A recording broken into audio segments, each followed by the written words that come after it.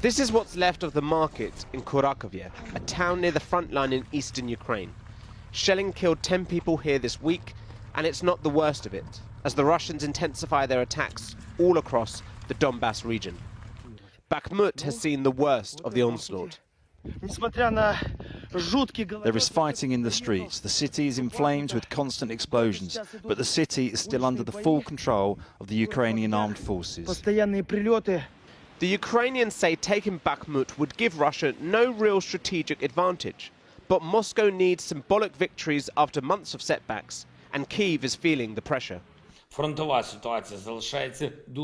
frontline situation remains very difficult in the key areas of the Donbas, Bakhmut, Solidar, Marinka and Kreminna. For a long time there has been no place left in these areas that has not been damaged by the shells and fire. The occupiers have actually destroyed Bakhmut, another Donbas city that the Russian army turned into burnt ruins. From the dire gloom in Kyiv to the glaring opulence of the Kremlin, Vladimir Putin toasting Russian officers with sparkling wine. Appearing in a good mood, he boasted of his bombing campaign on Ukraine's energy infrastructure, arguing that it was a retaliation against Kyiv's aggression.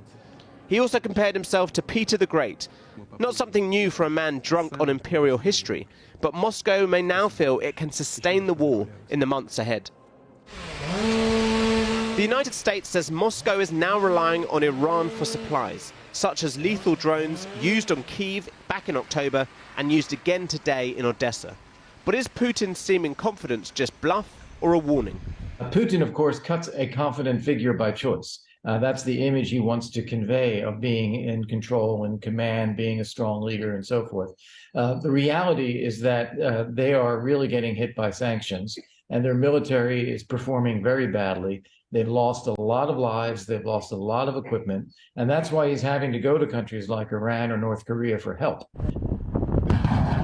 And on the other side, as Ukraine asks for more military support, there's still a dividing line within NATO between a more cautious Central Europe, afraid of provoking Russia, and the more aggressive Eastern nations.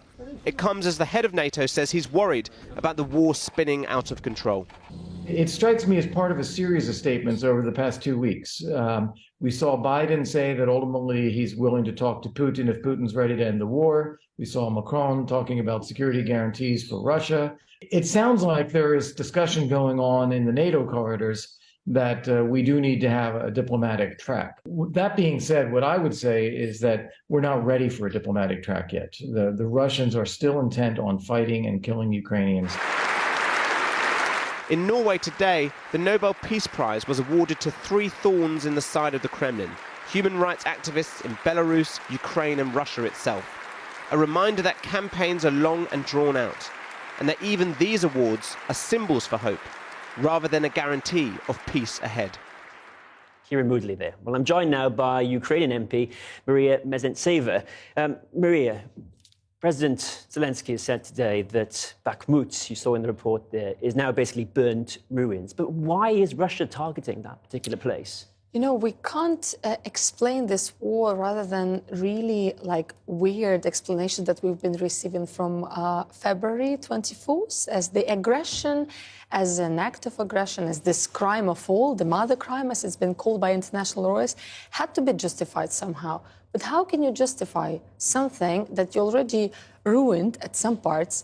And this is mainly civilian infrastructure. It's the buildings of the people who can't live there any longer, hospitals, kindergartens, etc., as in many other areas. So basically 99% of those targets are civilian infrastructure. Why would they be shelling that again? Well, we are witnessing all the strategies that they are failing. During the energy crisis, which is overlapping across Europe, probably Putin was expecting people to come out to the streets. They didn't. Bakhmut remains the beating heart of this war, as was Mariupol, for instance, which is temporarily occupied. We hope to liberate it. I've been seeing videos and footages right from there just before the interview, and it does look devastating. However, this position in war comes into centimeters. So the positions are very closely located. Still, we are under control of Ukraine. Well, they're fighting over meters, aren't they? Mere meters. And this comes a month after the liberation of Kherson. Does it seem to you, does it feel like we've reached something of a stalemate? And is that a concern for the winter ahead for Ukrainians? How are you going to get through it? Definitely not. You know, some are expecting more severe winter circumstances to go further for the liberation strategies.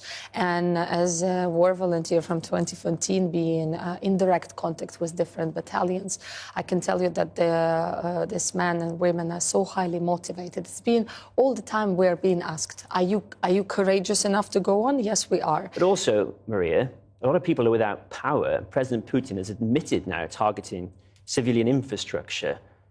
You will say that's a war crime.